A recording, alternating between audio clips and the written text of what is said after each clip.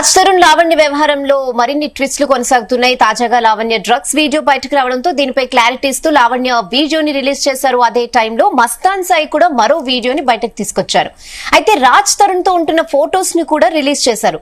దీంతో డ్రగ్స్ వ్యవహారం అయితే ఇప్పుడు తీవ్ర దుమారం రేపుతోంది. అసలు ఇంకెంత మంది ఇందులో ఉన్నారనే దానిపై కూడా చర్చ నడుస్తోంది. అసలు ఆడియోస్ లో ఏమున్నాయో ఒకసారి ముందు విందాం, తర్వాత డిబేట్ కంటిన్యూ చేద్దాం. డిబేట్ లో మనతో పాటు శేఖర్ భాష కూడా జాయిన్ అయ్యారు. ముందుగా అయితే ఆడియో విందాం. హలో, లొకేషన్ లోను రీచ్ అయ్యారా? ఎప్పుడో 10 నిమిషాలు అవుతుంది. అవునా, చెప్పాలి కదా మరి. కాల్ కలవట్లేదు నీకు, కాల్ కలవట్లేదు నీకు. అచ్చా, అదేంటి? ఏమో మరి, మేడం ఈజ్ బిజీ అని వస్తుంది.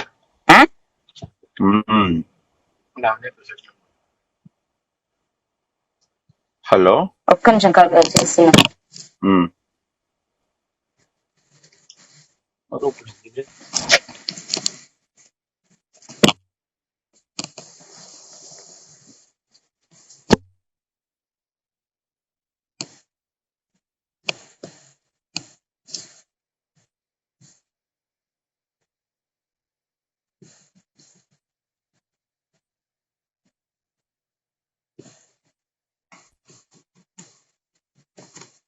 మెసేజ్ చేసా.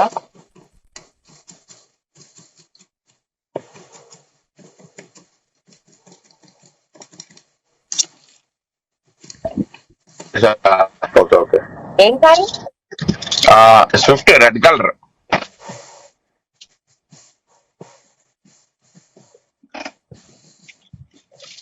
అంటే నేను దిగిన కార్లోంచి వాడు ఫాస్ట్ గా ఇట్లా పడేసి వెళ్ళిపోతాడు. అమ్మ బాబోయ్, సినిమాలో చూసినట్టు ఉంటదేమో సినిమా. నీకు విషయం తెలుసా? నువ్వు మంచిదానివే, మంచిదాన్నేరా. అప్పుడప్పుడు క్రాక్ పట్టినట్టు బిహేవ్ చేస్తావు. నువ్వు కూడా మంచోడివే, అప్పుడప్పుడు అలా బిహేవ్ చేస్తుంటావు. నాకు నువ్వు అంటే ఇష్టం. మరి తప్పలేదు. నువ్వు ఎదలతో తిరుగుతుంటే కోపం వస్తుంది.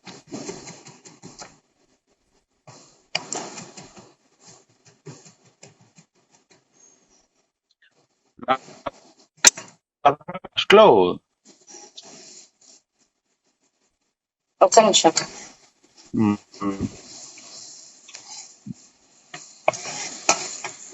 టై తాగేస్తున్నాను నేను.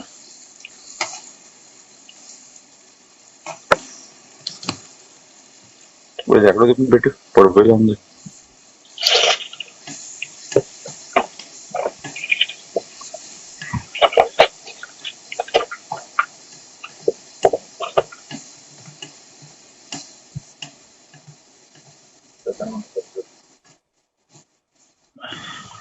ఇద్దరు అదో రోడ్డు మీద తిరుగుతున్నారు మా వాళ్ళు.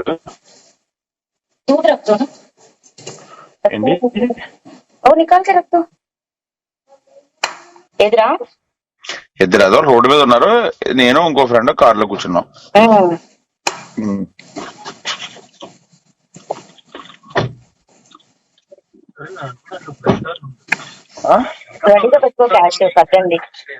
క్యాష్ అడిగినా పట్టుకున్నా. వాడు చెప్పా నేను సీట్ అయితే ఏం చేయొచ్చని.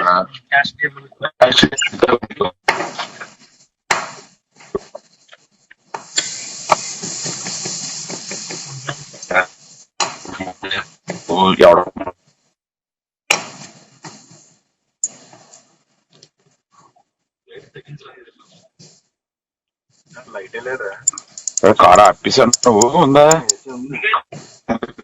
ఇండికేటర్ ఏదో తీసుకో. బండి పైన వస్తాడు నల్లోడు. బండి పైన వస్తాడా నీకు?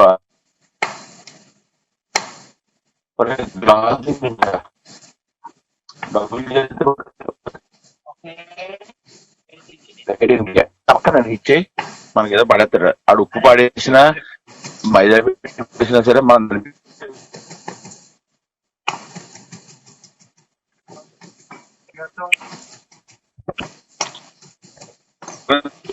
ఉంది.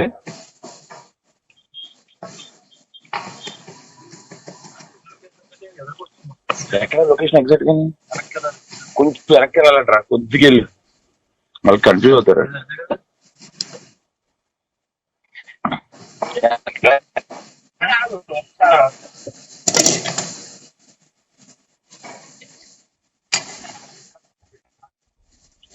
గణేష్ 2 minutes లో వచ్చేస్తాడు రా. హలో 2 minutes లో వచ్చేస్తాడు. Dealer 4 minutes supply.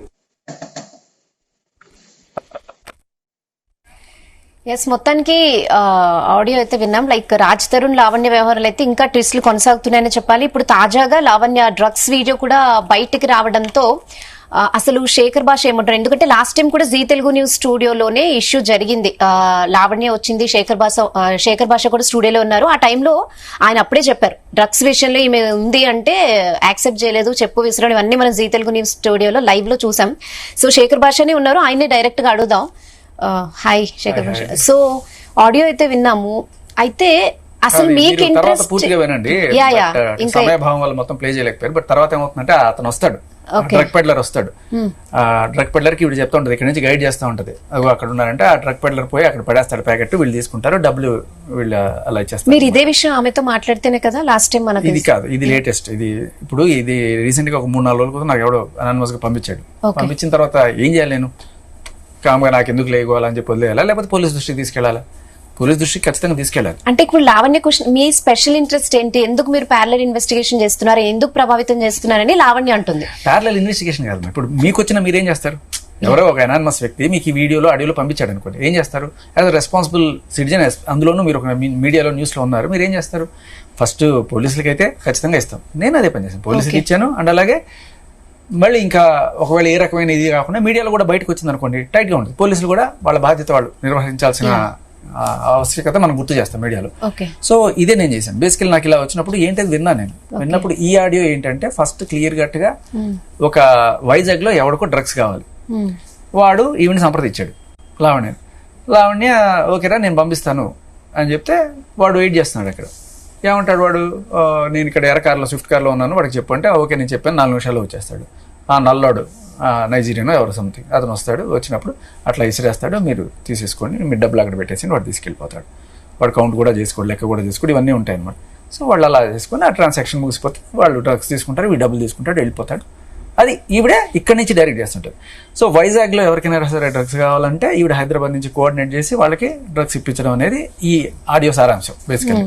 అలాగే ఇంకొక ఆడియో ఉంది, maybe we can play that. అది వరలక్ష్మి టిఫిన్స్ డ్రగ్ కలకలం రేక్ చాలా మనకి 2023 అక్టోబర్ ఆ టైంలో ఆ కేసు బయటకు వచ్చింది.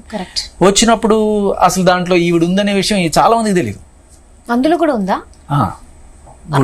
చాలా మందికి తెలియదు. కాదు ఇప్పుడు చెప్తా మీకు, వినండి. ఆ వరలక్ష్మి డ్రగ్స్ కేసు 2023 అక్టోబర్ లో రిజిస్టర్ చేశారు మోకిలా పోలీసులు. మోకిలా పిఎస్ లో 11 మంది మీద పెట్టారు ఈ కేసు. 11 మందిలో ఈవిడే ఉంది, మస్తాన్ సాయి కూడా ఉన్నాడు, ఇంకా వీళ్ళందరూ కూడా బేసికలీ కన్స్యూమర్స్ టైప్ లో పెట్టారు. అంటే ఆనందం కోసం డ్రగ్స్ తీసుకుంటున్నారు, పెడ్లర్స్ కాదు. పెడ్లర్ అనేవాడు సమాజానికి చాలా చీడపురుగువాడు. వీళ్ళు పాపం అమాయకులు విక్టిమ్స్ లాగానే చూస్తారు. ఒకవేళ కనుక వీళ్ళు దొరికిపోతే వీళ్ళని రీహాబ్ కి పంపించడం అనేది చేస్తారు. సో ఇది రిజిస్టర్ చేశారు పోలీసులు. అక్కడ మెయిన్ గా 3 A1, A2, A3, అందులో ప్రభాకర్ అనే ఆయన్ని, ఇంకొక అనురాధ అనే ఆవిడని, ఇంకొక ఆయన ముగ్గురిని పెడ్లర్స్ గా పెట్టారు. అంటే వాళ్ళు సప్లయర్స్, వీళ్ళు కొనుక్కున్నారు వాళ్ళ దగ్గర, కొనుక్కొని ఎంజాయ్ చేస్తున్నారు అనేది ఈ ఎఫ్ఐఆర్ సారాంశం. అది పెట్టి తర్వాత సంవత్సరం, ఇప్పుడు 1.5 సంవత్సరం దాటిపోయింది. 1.5 సంవత్సరం దాటింది. అదృష్టం బాగుంటే ఛార్జ్ షీట్ అయింది. అది అదే నార్సింగ్ పిఎస్ లో అయితే ఇప్పటిదాకా ఛార్జ్ షీట్ కూడా కాల. నార్సింగ్ పిఎస్ లో ఇప్పుడు మీద మళ్ళీ ఇంకో డ్రగ్స్ కేసు ఉంది. అదేంటి రెడ్ హ్యాండెడ్ గా దొరికిపోయింది ఈసారి. ఆవిడే పెడ్లర్ కేసు ఈసారి. ఇప్పుడు ఫైనల్ హియరింగ్ కూడా ఉంది కదా లావణ్యది, ఏది డ్రగ్స్ విషయంలో. అసలు నార్సింగ్ పిఎస్ లో ఛార్జ్ షీట్ ఇవ్వాలి ఇప్పటిదాకా. ఎందుకంటే మనం చూసాం కదా, అక్కడ ఎవరో ఆఫీసర్స్ తో ఏదో సన్నిహిత సంబంధాలు ఇలాంటివన్నీ ఉండి ఆడియోలు అన్ని బయటకు వచ్చాయి కదా. ఒక ఆఫీసర్ తో మాట్లాడుతుంటది సంబడి, నేను మీ ఆఫీస్కి వస్తా, లేకపోతే మీ గెస్ట్ హౌస్కి వస్తా, గోడదూకి వస్తా, ఇలాంటివన్నీ ఉంటాయి. సో బేసికలీ అక్కడ ఏదో నడిచింది ఈవిడికి. ఆ ఎఫ్ఐఆర్ ముందు కదల్లా, ఛార్జ్ షీట్ అవ్వాల. బట్ మోకిలాలో ఎఫ్ఐఆర్ అయింది, ఛార్జ్ షీట్ అయింది, కేసు కోర్టుకు కూడా వచ్చింది. సో రీసెంట్ గా వీళ్ళందరూ కూడా కోర్టుకు పిలిచారు. ఎల్బీ నగర్ అందులో ఉంది, లావణ్య కూడా వెళ్ళింది, మన కోర్టుకు వెళ్ళింది. సో ఇప్పుడు ఏంటంటే ఆ అందరూ కూడా ఈ 11 మంది ముద్దాయిలు ఎవరైతే ఉన్నారో ఈ కేసులో, వాళ్ళందరూ కూడా ఏదో చాలా సార్లు ఈ కేసులు ఇలాగే వీగిపోతుంటాయి. సాక్ష్యాలు లేవు అనే కోణంలో ఈ కేసులన్నీ వీగిపోతుంటాయి. సో సాక్ష్యాలు అంటే పోలీసులు పెట్టినప్పుడు ఇదిగో ఇట్లా పట్టుకుని ఉంటారు, వాళ్ళు ఏదో ఒక లొసుగులు చెప్పి తప్పించుకుని ఉంటారు. బట్ ఈ ఆడియో ఏదైతే ఉందో ఇప్పుడు మీరు ప్లే చేయండి ఇంకో ఆడియో, ఇది చాలా క్లియర్ కట్ సాక్ష్యం. వరలక్ష్మి టిఫిన్స్ కి ఈవిడికి ఉన్న సంబంధం ఏంటి, ఈవిడ అక్కడి నుంచి డ్రగ్స్ ఎలా తీసుకునేది అనేది. సో ఈవిడ ఇడ్లీ ప్యాకెట్స్లో ఆ పక్కన ఈ డ్రగ్స్ ప్యాకెట్ కలిపి పార్సల్ చేయించి పంపించమనేది. ఈవిడ ఇందాక మీతో మాట్లాడినట్టున్నారు మన ఛానల్తో మాట్లాడినప్పుడు ఆవిడ ఏమంటారంటే, నేను డ్రగ్స్ తీసుకోవడం కాదు, నేను డ్రగ్ పెడ్లింగ్ కేసులో ఉన్నానంటది. కాదు, ఆ దాంట్లో కన్జ్యూమర్ కేసు ఆవిడ. ఒకవేళ కనుక ఆవిడ పెడ్లింగ్ కోసమే తీసుకొని ఉంటే అది ఇంకా పెద్ద కేసు. పెడ్లింగ్ కోసం తీసుకుంటే 10 ఏళ్ళు జైలు శిక్ష, ఇది తీసుకుంటే 6 నెలలు ఆర్ వాట్ ఎవర్ రీహాబ్ పంపిస్తారు. సో బేసికలీ ఆవిడ చెప్తున్నది ఏంటంటే, ఇడ్లీలో ఆవిడ డ్రగ్స్ తెప్పించుకున్న విషయం అది పెడలింగ్ లాగా చూడాలంటుంది ఆవిడ. సరే అలాగే, అందుకనే చూద్దాం, బట్ వింటే మీకు అర్థమవుతుంది. ఒకసారి ఆడియో కూడా ప్లే చేస్తారా? ఇంకో ఆడియో ఉంది చూడండి, నేను ప్లే చేయను. ఫ్రంట్కి వెళ్ళి బ్యాక్ తీసుకో, అదమ్మా డ్రైవింగ్ వచ్చా. ఫ్రంట్కి వెళ్ళి స్ట్రైట్ యూటర్న్.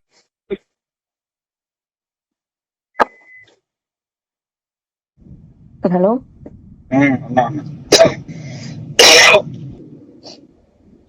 కార్తీక్ నెంబర్ అది ఇన్ఫర్మేషన్ 907 వచ్చింది. ఫాస్ట్ గెట్లు వచ్చాడు. 907 కాదు, అది కాదు. ఒక నిమిషం ముందు దాన్ని లైన్ లో ఉండి చెప్తాను, మాట్లాడలేదు సర్దుతాను దాన్ని. కార్తీక్ ముందు బ్యాక్ లో ఉంది.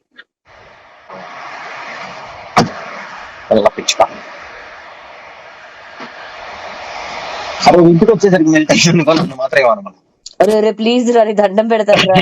సైడ్ పెట్టేసి ఏం కాదు, మరి ఇడ్లీ కింద డౌట్ ఉంది ఇదేందో. ఇడ్లీ కింద పెట్టకలేదు, సైడ్ పెట్టేసి ఇడ్లీ కింద పెట్టకలేదు, కలద్దాల బాక్స్ లో ఉంటే పెట్టరా. ఇట్లాంటివి పెడితేనే వాడు తీసి మరీ చూస్తాడు. ఏం తీడు ఇచ్చే ఏం కాదు.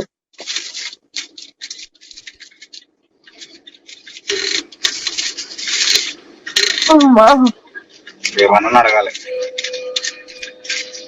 నాకు తీసుకుంటే ఇప్పుడు ఇస్తారు ఒకటి ఎక్స్ట్రా, నాకు కూడా తీసుకురా. అమ్మాయి నేనేం వెళ్ళను. ఒకటి అదే ఒక 2, 3, 4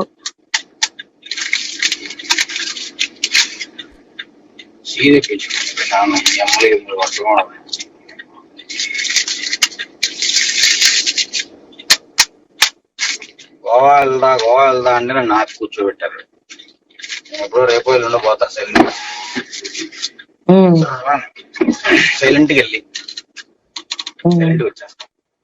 అరే నైట్ అయితే ఎనఫ్ రా నీకు, నైట్ అయితే ఇంకా వచ్చింది ఎక్కువ ఉంది, ఇది ఏం కాదు ఫోటో వద్దులే కానీ. ఏమో నాకు తెలియదు మరి దీని పైప్ కా నీకు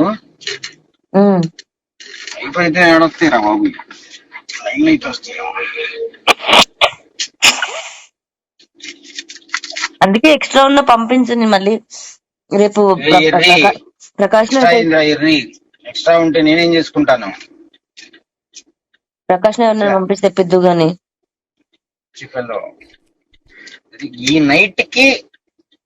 ఈ నైట్ కంటే అర్థం ఏంటో తెలుసా, రేపు పొద్దుందా కూల్ చేసింది నిన్నని అర్థం.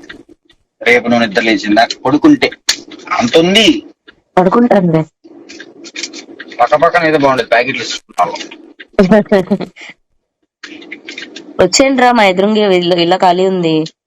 బెంగళూరులో ఎవరైనా తెలిసిన వాళ్ళు ఉన్నారా నీకు? ఉన్నారు. షూరా? నేను చెప్పిన ప్లేస్కి వెళ్తారా? ఏ సిటీ? డీజేస్ ఉన్నారు ఒక 2, 3. కాదు స్కోర్. అదేరా డీజేస్ ఉన్నారు అంటున్నా. ఉంటారా స్కోరింగ్ కి? చేసేటోళ్ళే అందరు గట్టిగా చేస్తారు. అదే మన చెప్పిన ప్లేస్కి వెళ్తే బ్యాక్ ఇస్తారు, తీసుకొని బస్కి వెళ్ళాలా?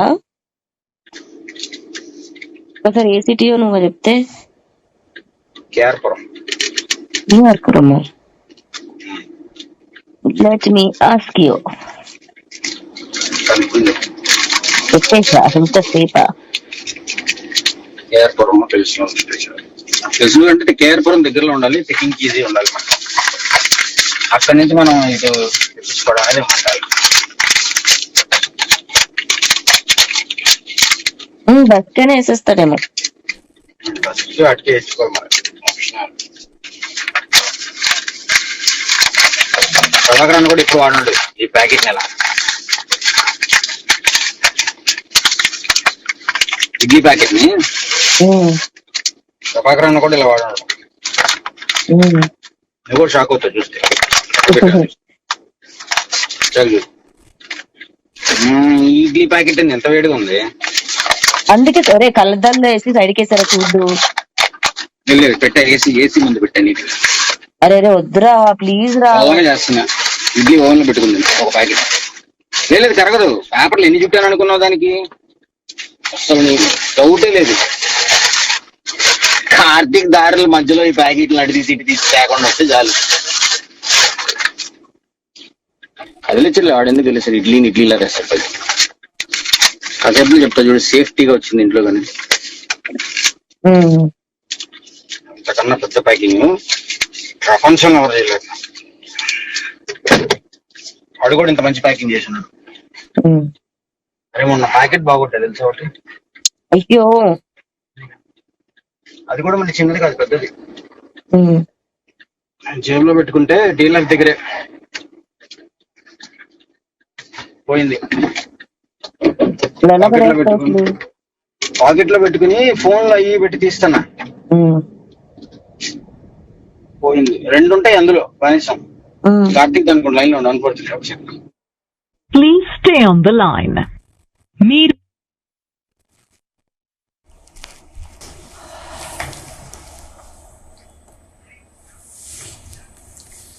సో అంటే జనరల్గా డ్రగ్స్ ఆరోపణలు అంటే మామూలు విషయం కాదు. 1 గ్రామ్ దొరికినా కూడా చాలా దాని మీద ఎంక్వైరీలు ఇంకా ఫాలోఅప్ చేస్తారు పోలీసులు కూడా, విపరీతంగా ఉంటుంది. దట్టు ఒక ప్రముఖ హీరోతో ఇష్యూ ఉంది.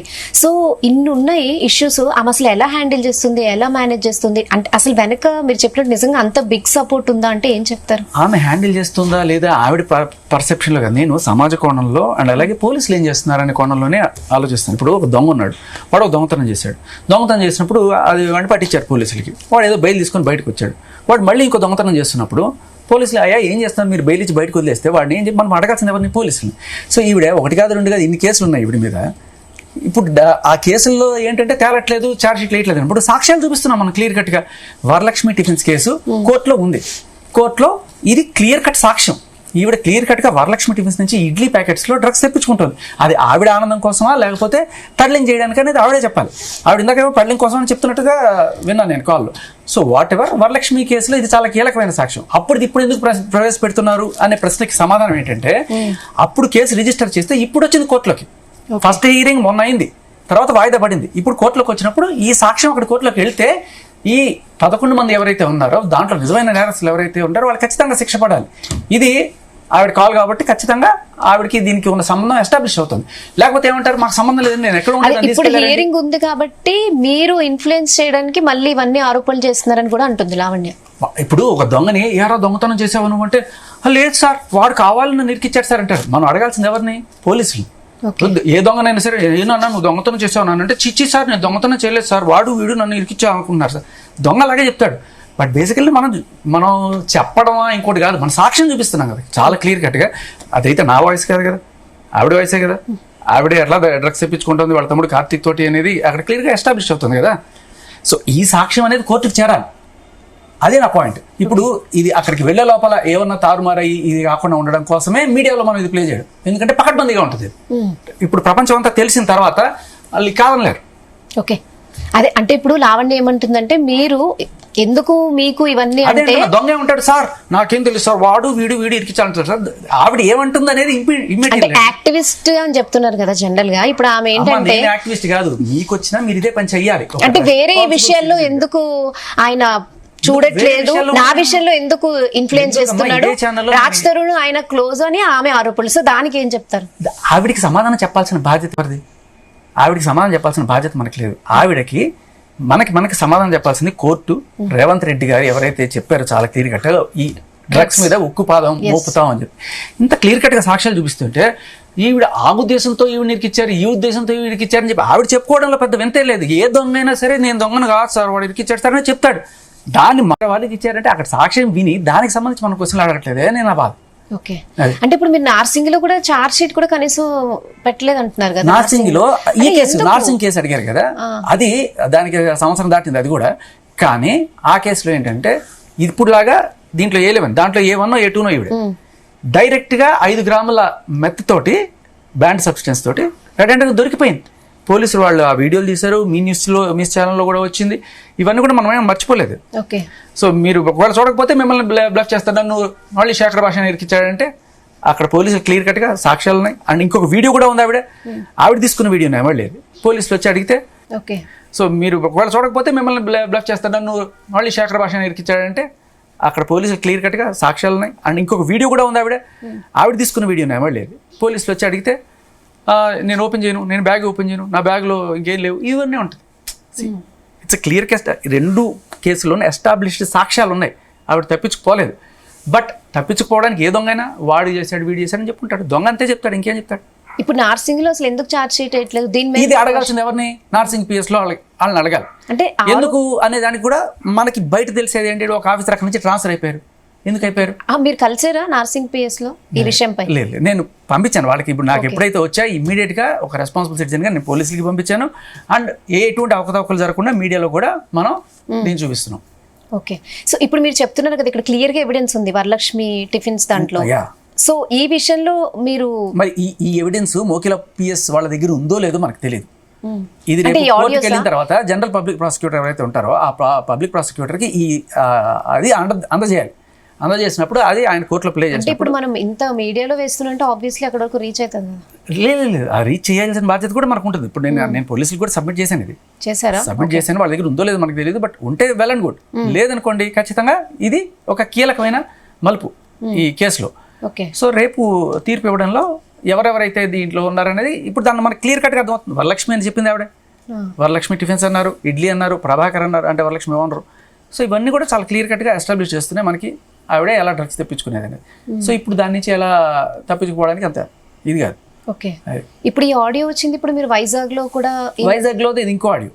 అదేంటి మధ్యలో ఈ ఆడియోలోనే బెంగళూరులో KR పురంలో నేను చెప్తాను తీసుకొచ్చానంటే, సో బెంగళూరులో ఎవరికైనా డ్రగ్స్ కావాలన్నా మేము పంపిస్తాం, వైజాగ్లో ఎవరికైనా కావాలన్నా ఇక్కడ ఈవిడ అరేంజ్ చేస్తుంది. అలాగే హైదరాబాద్లో ఇది. ఇంకోటి ఏం తెలుసా, వైజాగ్లో దాని పేరు చపాతీ అంట, హైదరాబాద్లో దీని పేరు ఇడ్లీ, బెంగళూరులో పూరి అనుకుంటా. ఇలా చాలా ముద్దుగా పిలుచుకుంటున్నారు. ఓకే, సో ఇంత దారుణంగా పబ్లిక్ గా డ్రగ్స్ ఇలా ఇంత విచ్చలవిడిగా అమ్ముతున్నారు, ఇలా చేస్తున్నారు అని చెప్పి తెలిసి సాక్ష్యాలు ఉన్నా కూడా పోలీసులు ఎందుకు ఉదాసీనత చూపిస్తున్నారు? Why police are not taking action? This is my question. ఇంత దారుణంగా మనం ఇప్పుడు అడగాల్సిన లావణ్యని కాదు, పోలీసులను అడగాలి. ఏం చేస్తున్నారు సార్? ఇదిగో ఆధారాలు, ఇదిగో మీ యాక్షన్ ఏది? నార్సింగ్ PS మీద ఇప్పటికే ఆల్రెడీ ఒక నింద పడింది. ఒక ఆఫీసర్ ఎవరో కుమ్మక్క ఇదేదో అయిందని చెప్పి ఆమె ట్రాన్స్ఫర్ కూడా చేశారు. బట్ ఎక్కడ ఇంత సాక్ష్యాలు చూపిస్తున్నా కూడా ఏ రకమైన చర్య లేదు. ఇదే నార్సింగ్ PS లో మన జూలై 1st ఎలా ఈ సాక్ష్యాలు వస్తున్నాయి? ఇప్పుడు ఆడియోస్ అయినా అంత ఈజీ. ఇప్పుడు ఆమె బెంగళూరు, వైజాగ్, హైదరాబాద్ ఇన్ని సిటీస్ లో చేస్తుందంటే ఆమె ఎంత కాషియస్ గా ఉంటది. ఎలా వస్తున్నాయి ఇవన్నీ మరి ఇన్ని సాక్ష్యాలు? లైక్ ఆడియోస్ అయిన వీడియోస్, ఈవెన్ రాజ్తోరణ్ విషయంలో కానీ, మస్తాన్ సాయి విషయంలో కానీ, లావణ్య విషయంలో కానీ అసలు సగానికి సగం ఈవిడ దగ్గర నుంచే వస్తున్నాయి, లావణ్య దగ్గర నుంచి వస్తున్నాయి. ఈవిడ పాయింట్ ఏంటంటే ఏదైనా సరే రికార్డ్ చేసుకుంటుంది ఈవిడ. ఇది ఈవిడ ఫోన్లోనో లేకపోతే అవతల పక్క ఫోన్లోనో రికార్డ్ అవ్వాలి కదా. అంటే దానివల్ల ఆమెకి నష్టం కదా? ఏం లేదు, నష్టం ఉండొచ్చు. బట్ అవతల వాళ్ళని ఏదో రకంగా ఇరికిస్తానని బెదిరించో లేకపోతే బ్లాక్మెయిల్ చేయడానికి పనికొస్తాయి ఎప్పుడో ఒకప్పుడు. కాబట్టి సో మేబీ ఎప్పుడైనా సరే ఈవిడ ఫోన్ హ్యాక్ అవ్వడము, లేకపోతే ఈవిడకి వాళ్ళకి ఏదైనా గొడవలు వచ్చినప్పుడు, ఈ డ్రగ్ పెడ్లర్స్ అన్నప్పుడు ఏదో గొడవలు వస్తాయి కదా, వాళ్ళ మీద కోపం వచ్చింది వాళ్ళు పంపించుకోవడం, వాట్ ఎవర్ మనకి బయటకు వచ్చిందా లేదా నిజం అనేది ఇంపార్టెంట్. అది ఎలా బయటకు వచ్చింది అనేది ఇమ్మెటీరియల్, బట్ విషయం ఏంటి అనేది ఇంపార్టెంట్. దీని మీద పోలీసులు అండ్ అలాగే రేవంత్ రెడ్డి గారి ప్రభుత్వం ఎవరైతే డ్రగ్స్ మీద ఉక్కుపాదం అన్నారో ఎక్కడ యాక్షన్? 1.5 సంవత్సరం కాలం గడుస్తుంది ఈ కేసుకి. సాక్ష్యం నేను చూపిస్తున్నా, యాక్షన్ ఏది? ఓకే, ఇప్పుడు దీనిపై మీరు ఏమైనా హెచ్ఆర్సీకి వెళ్ళాలనుకుంటున్నారు? ఎందుకంటే మీరేమో అసలు పోలీసులు ఎవరు యాక్షన్ తీసుకోవట్లేదు అంటున్నారు, వాళ్ళేమో చాలా క్లియర్ గా అన్ని జరుగుతున్నాయి చట్టం ప్రకారం అని లాస్ట్ టైం నార్సింగ్ వాళ్ళ పోలీసులు కూడా చెప్పారు. చట్టం ప్రకారం జరగడానికి మామూలుగా వదిలేస్తే అలా జరుగుతాయి. కానీ చట్ట ప్రకారం ఇదిగో ఇది కోర్టుకు రావడానికి 1 సంవత్సరం, కోర్టులో తీరడానికి 1 సంవత్సరం, ఇలాంటివన్నీ జరిగేటప్పుడు మనం ఏం చేస్తాం? గవర్నమెంట్ వాళ్ళు ఎప్పుడైతే ఎస్పెషల్లీ ముఖ్యమంత్రి గారు ఫాస్ట్ ట్రాక్ కోర్టులు పెట్టి ఇవన్నీ కూడా పరిష్కరించండి, ఈ పోక్సో కేసులు ఇవన్నీ చెప్తున్నారు కదా. సో ఆయన ఒక మాట ఇచ్చారు కదా, డ్రగ్స్ మీద ఉక్కుపాదం అని చెప్పి. అంటే ఏంటి? He has to enforce this is done in a fast track. 1.5 సంవత్సరం అయినా సరే ఛార్జ్ షీట్ కూడా కాలేదంటే కేసుకి, కళ్ళ ముందు సాక్ష్యాలు కనబడుతున్నా కూడా ఏం చేస్తున్నారు? బట్ మళ్ళీ ఇప్పుడు రావాల్సిన పని అయింది అంటే జూలై 1వ తేదీ మొన్న ఈవిడ 15 మందిని వేసుకుని వెళ్ళి రాజ్ తరుణ్ ఏ ఇల్లు అయితే అమ్మేశాడో ఆ ఇంటి మీదకి వెళ్ళి వాళ్ళ మీద దాడి చేసింది. ఆ విజువల్స్ కూడా ఉన్నాయి, వేసుకోండి మీరు. పేరెంట్స్ కాదు, అయ్యో అది తర్వాత రీసెంట్గా అమ్మా ఒక 10 రోజులు అవుతుంది. ఇవాళ 10వ తేదీ 1వ తేదీ లేదా 30వ తేదీ జూన్ 30వ తేదీ 15 మందిని వేసుకుని వెళ్ళి రౌడీలు గోండాలు అసలు ఇప్పుడు లేదని చెప్తున్నారు కదా, ఇల్లు అమ్మేశారు. అమ్మేసిన ఆయన ఇంటి మీద పడింది. ఓకే, నీకు ఆయన దరిమేసి ఇప్పుడు ఉంటుందంట. వాళ్ళని ఆల్మోస్ట్ చంపేసేంత భయభ్రాంతులు గురి చేసి వాళ్ళకి ప్రాణహాని ఉందని చెప్పి వాళ్ళు దేవుడాన్ని పోలీస్ స్టేషన్కి వెళ్ళి కంప్లైంట్ ఇచ్చారు, ఎఫ్ఐఆర్ చేశారు. ఇదే నర్సింగ్ పేస్లో యాక్షన్ ఏది. ఇదే విధంగా మస్తాన్ సాయి అనేవాడు అక్కడ లావణ్య ఉన్నప్పుడు రెస్టారెంట్లో ఇలాగే వెళ్ళి దాడి చేశాడని చెప్పి కేసు పెడితే, లావణ్య కేసు పెడితే మా మస్తాన్ సాయిని అరెస్ట్ చేసి 3 నెలలు జైలు పెట్టారు. మరి ఇప్పుడు లావణ్య అదే పని చేసింది.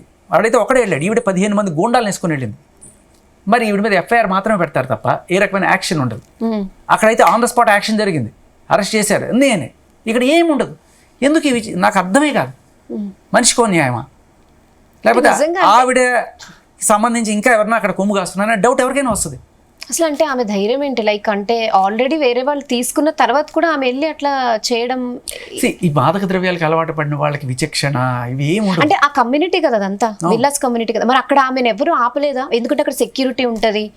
సెక్యూరిటీ మీరు చూడండి వీడియోలో, ఆ సెక్యూరిటీ వాళ్ళని ఎలా బెదిరించి తోసి గేట్ ఇసిరేసి వాళ్ళ మీద ఇది చేసి ఒక 15 మంది గుండాలను వేసుకుని లోపలికి వెళ్ళిపోయి ఒక వీరంగం చేసింది అక్కడ. ఓకే, ఎక్కడ చర్య లేదు. ఓకే, వాళ్ళు ఎఫ్ఐఆర్ చేసినా కూడా ఇంటి ఓనర్స్ ఎఫ్ఐఆర్ చేశారు, ఎఫ్ఐఆర్ చేశారు. ఏది ఇదే టైప్లో మస్తాన్ సాయి వెళ్ళి అక్కడ లావణ్య ఇంట్లో ఉంటే, అక్కడికి వెళ్ళి ఉంటే ఆయన మీద కేసు పెట్టి ఆయన నన్ను చంపడానికి వచ్చాడు, నాకు ప్రాణహాని ఉందని పెడితే వెంటనే అయిపోయింది. ఓకే, సరే. అంటే ఇప్పుడు మీరు ఇంత క్లియర్ గా మీ దగ్గర ఇవన్నీ ఆడియో నా దగ్గర ప్రూఫ్స్ ఉన్నాయి కదా, నాకు పంపించిన వాడు ప్రపంచం అందరికి పంపిస్తాడు కదా. నాకు తెలిసి వీడు పోలీసుకి కూడా పంపించుంటాడు, నాకు మీకు పంపిస్తుంటాడు. ఇప్పుడు ఏంటంటే మస్తాన్ సాయో లేకపోతే ఎవరో లేకపోతే ఎవరైతే ఈ ఆడియోలు కలుగున్నారో లేకపోతే అవన్నీ వాళ్ళు శేఖర్ భాష ద్వారానే పంపించాల్సిన అవసరం లేదు కదా. జీ తెలుగు పంపిస్తే రవితేజకు పంపిస్తే రవితేజ ఏడా, రవితేజ లావణ్య చాలా క్లోజు, రవితేజకు పంపిస్తే ఏడు, శేఖర్ భాషకు పంపిస్తే వేస్తాడని చెప్పి శేఖర్ భాషకు మాత్రం పంపిస్తాడా? కాదు కదా, ఎవరికి పంపించినా వేస్తారు కదా. ఎవరికి పంపించినా మన రెస్పాన్సిబిలిటీ ఏంటి? మీరైనా నేనైనా ఇది పోలీసులకి చేరాలి, అండ్ అలాగే ప్రజలకు కూడా తెలియాలి. ఎందుకు పోలీసులు ఎందుకు యాక్షన్ తీసుకోవట్లేదు అనేది. అదే ఇప్పుడు last time Zee Telugu news స్టూడియోలోనే మీ మీద ఆమె దాడి చేసింది ఈ టాపిక్ మీద మాట్లాడుతుంటే. సో ఇప్పుడు ఏమైనా మీరు మళ్ళీ మాట్లాడారు? అది చాలా దారుణమైన టాపిక్ అమ్మా, అది ఇంకా దారుణం. ఇప్పుడు డ్రగ్స్ కన్స్యూమర్ అనేది ఒక చిన్న కేసు. అంటే మీ ఆనందం కోసం మీరు తీసుకొని మిమ్మల్ని మీరు కొల్లబడుచుకొని మీరు చస్తున్నారు. సరే, అది ఏదో రీహాబ్ పంపిస్తుంది. కానీ ఇంకోటి డ్రగ్స్ అమ్మడం అనేది చాలా పెద్ద దారుణానికి. దానికన్నా దారుణం ఏంటి తెలుసా? మీరు అమ్మినప్పుడు కొనుక్కునేవాడు ఎవడు? అలవాటు ఉన్నవాడే కొనుక్కుంటాడు. వాడిని ఎవరిని మీరు గన్ను పెట్టి. దానికన్నా దారుణమైనది ఏంటంటే బలవంతంగా అలవాటు చేయడం. అది ఆ రోజు నేను తీసుకొచ్చింది. ప్రీతి అనే అమ్మాయికి 21 ఏళ్ళ అమ్మాయికి ఈ 33 ఏళ్ళ అమ్మాయి బలవంతంగా డ్రగ్స్ అలవాటు చేసి ఆ అమ్మాయి జీవితం నాశనం చేసి ఆ అమ్మాయి రీహాబ్కి వెళ్ళి బయటకు వచ్చింది. ఓకే, ఈ అమ్మాయి ఈ రోజు రీహాబ్కి వెళ్ళిన దాఖలా లేవు ఇప్పటికి కూడా. పోలీసు కళ్ళ ముందు ఇంత కనబడుతున్నా వాళ్ళు రీహాబ్కి పంపించరు, కేసు పెట్టి ఎఫ్ఐఆర్ పెడతారు, ఛార్జ్ షీట్. రీహాబ్ తీసుకెళ్లారు కదా లావణ్యకి? లేదు, ఇప్పటిదాకా రీహాబ్ లేదు. ఆవిడ ఇప్పటికే ఏమంటున్నారు, ఇందాక నేను డ్రగ్స్ తీసుకున్నానా? మరి ఇందాక మీరు చూపించిన వీడియోలో ఇక్కడ 5 ప్యాకెట్లు ఉన్నాయి ఏంటి, 5 ప్యాకెట్లు ఇస్తే 15 నిమిషాలు కిస్ ఇస్తుందంట. ఆడియో విన్నారు మీరు? సో నేను అనేది ఏంటంటే, ఒకసారి దీనికి అలవాటు పడిపోతే మనిషి ఎంత దిగజారుతాడు, దానికోసం ఆ డ్రగ్స్ కోసం అనేది దిగజారుతాడు అనేది అక్కడ అది కూడా కనబడుతుంది. అండ్ ఆవిడ డ్రగ్స్ తీసుకోలేదని ఇవాళ చెప్తున్నారు ఇక్కడ. ఇదే కొన్నాళ్ళ కొత్త మీడియా ఛానల్స్లో ఆవిడ మీరు తీసుకుంటారా అని ఒక ఆయన అడిగితే, మస్తాన్ సాయితో ఉన్నప్పుడు తీసుకున్నానండి ఓపెన్గా చెప్పింది ఆవిడ. తీసుకున్నాను అని ఆవిడే చెప్పింది. మళ్ళీ ఇవాళ సడన్గా నేను తీసుకోలేదు అంటే, సరే మానేస్తే మానేసామని చెప్పచ్చు, బట్ మానేసాను అని చెప్పడం అనేది రైట్ కాదు. ఎందుకంటే you should go to rehab and get it certified. నీలాంటి వాళ్ళు బయట ఉండడం వల్ల సమాజానికి చాలా హానికరం. ఎందుకంటే మీరు డ్రగ్స్ తీసుకున్నప్పుడు విచక్షణారహితంగా 15 మందిని తీసుకెళ్ళి ఇంటి మీద పడితే ఏం చేస్తారమ్మా? ఇలాంటి వాళ్ళని ఈవిడికి బెయిల్ వచ్చి ఏది సికింద్రాబాద్ రైల్వే స్టేషన్లో 5 గ్రాముల మెత్తో చెంచల్గూడ జైల్లో పెట్టారు 45 రోజులు. తర్వాత బెయిల్ తీసుకొని బయటకు వచ్చి ఇప్పటిదాకా 10 కేసులు నమోదైనాయి. అన్ని ఏళ్ల మీద దాడులే. ఓకే, అండ్ నా మీద కూడా దాడి ఉంది దాంట్లో. ఇదే మీ ఆఫీస్ కింద నేను రాత్రిపూట అర్ధరాత్రి 11:30 పూట వెళ్తుంటే రౌడీని తీసుకొచ్చి నా మీద దాడి చేస్తాను. ఇదే రౌడీని తీసుకుని వెళ్ళి ఇప్పుడు వీళ్ళ మీద సో ఇప్పుడు అసలు ఏంటంటే రాజ్ తరుణ్ ఇష్యూతో స్టార్ట్ అయింది లావణ్య, అంతే కదా? ఇంత రక్కస్ క్రియేట్ చేస్తుంటే పోలీసులు ఏం చేస్తున్నారు అనేది నా పాయింట్. పోలీసులు ఏం చేస్తున్నారు అంటే మీరు ఫైనల్ గా ఇంకా ఏం చెప్తారు? లైక్ అంటే ఉమెన్ కార్డ్ తో ఆమె తప్పించుకుంటుంది అనుకుంటున్నారా? Women అసలు card తో రాజ్ తరుణ్ ఇష్యూ తప్పించుకోవడం సైడ్ కొంతవరకు అయిపోయి అయితే, drugs బట్ ఇంకా ఎవరైనా పోలీసులు ఆవిడకి హెల్ప్ చేస్తున్నారనే డౌట్ రాకపోదు కదా ఎవరికైనా సరే. ఒకళ్ళు ఆల్రెడీ మనం చూసాం, అంత అయింది, ఆయన వేరే చోటుకి పంపించారు, అయినా కూడా ఇంకా యాక్షన్ ఎందుకు లేదు? ఇదే టైప్లో మస్తాన్ సాయి చేస్తే తీసుకెళ్లి 3 నెలలు జైల్లో పెట్టిన వాళ్ళు, ఇదే టైప్లో లావణ్య వెళ్ళి 15 మంది గోండాలతో ఇంటి మీద పడితే ఆవిడ మీద యాక్షన్ ఏది? ఓకే, ఎందుకంటే ఒక డ్రగ్స్ బారిన పడిన ఒక విచక్షణ లేని మనుషులుగా తయారవుతారు వీళ్ళు. వీళ్ళని మనం కూర్చోబెట్టి మీరు తీసుకున్నారమ్మా, లేకపోతే తీసుకోలేదా, చేశారా అని వాళ్ళు దొంగ నీ దొంగ అని అడగడం అనేది వెరీ సెన్స్లెస్ క్వశ్చన్. ఓకే, ఎందుకు వీళ్ళని మీద యాక్షన్ తీసుకోవట్లేదని పోలీసులు అడగడం సరైన క్వశ్చన్. ఓకే, ఓకే శేఖర్ భాష గారు. సో అంటే మీ వర్షన్ అయితే కంప్లీట్ గా అసలు యాక్షనే తీసుకోవట్లేదు అంటారు పోలీసులు ఈమె మీద స్పెషల్లీ. yes. ఓకే, అంటే మిగతా వాళ్ళు వెళ్తున్నారు జైలుకి, లైక్ వాళ్ళ మీద కేసులు అయితే ఉన్నాయి అయింది కదా ఈమెతో పాటు ఉన్నవాళ్ళు. Yeah, okay. సో ఇంకా ఇప్పుడు 11 మెంబర్స్ లో కూడా ఈమె ఉంది కదా, సో అదైతే రేపా ఫైనల్? లేదు, ఫైనల్ ఏమి ఉండదు, బట్ దాంట్లో ఇది చాలా కీలకమైన సాక్ష్యం. వరలక్ష్మి టిఫిన్స్ నుంచి ఇడ్లీలో డ్రగ్స్ ఈవిడ ఎలా తెప్పించుకునే దానికి చాలా కీలకమైన సాక్ష్యం. ఇవాళ ఎవరు కాదనలేని సాక్ష్యం మీడియా ముందుంది. ఇది పోలీసుల దగ్గరికి కూడా చేరింది. ఇది రేపు కోర్టులో కూడా చేరితే తప్పకుండా ఆవిడకి శిక్ష పడుతుంది. అలాగే ఇంకో డ్రగ్స్ సప్లయింగ్ కేసులో, ఈవిడ పెడ్లర్గా ఉన్న కేసులో దానికి ఇది అటాచ్ చేయాలి. వైజాగ్లో ఈవిడ ఎలా ఇక్కడి నుంచి పైరవీ సాగించి అక్కడ ఉన్న నైజీరియన్ డీలర్ని అక్కడ ఉండే వాళ్ళకి డ్రగ్స్ అందించడానికి ఎలా చేసింది అనే దానికి ఇది సాక్ష్యం. ఇది ఇంకా ఛార్జ్షీట్ కూడా కాదు, ఛార్జ్షీట్ అయితే ఇది కోర్టులో సబ్మిట్ చేయడానికి సాక్ష్యం. సో ఇవి ఇప్పుడు ఎందుకు చూపిస్తున్నారంటే ఇప్పుడే వస్తున్నాయి కోర్టులోకి. ఓకే, అది ఓకే, థ్యాంక్ యూ శేఖర్ భాష గారు. సో చూస్తున్నాం కదా, మొత్తానికి రాజ్ తరుణ్ లావణ్య కేసులో అయితే చాలా ట్విస్ట్లు చూస్తున్నాం మనం. బట్ లావణ్య విషయంలో అయితే ఎన్ని ఆధారాలు ఉన్నా, ఎన్ని ఆడియోస్ వీడియోస్ మనం క్లియర్గా ప్రూఫ్స్గా ఉన్నా కూడా అసలు ఆమె మీద మినిమం ఛార్జ్ షీట్ లేదు నార్సింగి పిఎస్లో అని చెప్తున్నారు. అండ్ వరలక్ష్మి టిఫిన్ సెంటర్లో అయితే క్లియర్గా ఆమె ఉంది, పెడ్లర్ అని ఆమె చెప్పుకుంటుంది ఆడియోలో. కాబట్టి దీని మీద తప్పకుండా ఆమెకి శిక్ష పడుతుంది అంటున్నారు. అలాగే రాజ్ తరుణ్ ఇల్లు అమ్మేసినా కూడా అక్కడికి వెళ్ళి గూండాలతో దాడి చేయడం ఎంతవరకు కరెక్ట్, దీని మీద కూడా యాక్షన్ తీసుకోవట్లేదు అంటారు. బట్ లావణ్య వర్షన్ ఇంకోలా ఉంది, ఇవన్నీ జస్ట్ ఆరోపణలు అంటుంది. చూద్దాం మరి పోలీసులు దీనిపై ఎలాంటి యాక్షన్ తీసుకుంటారో. Stay tune to Zee Telugu news.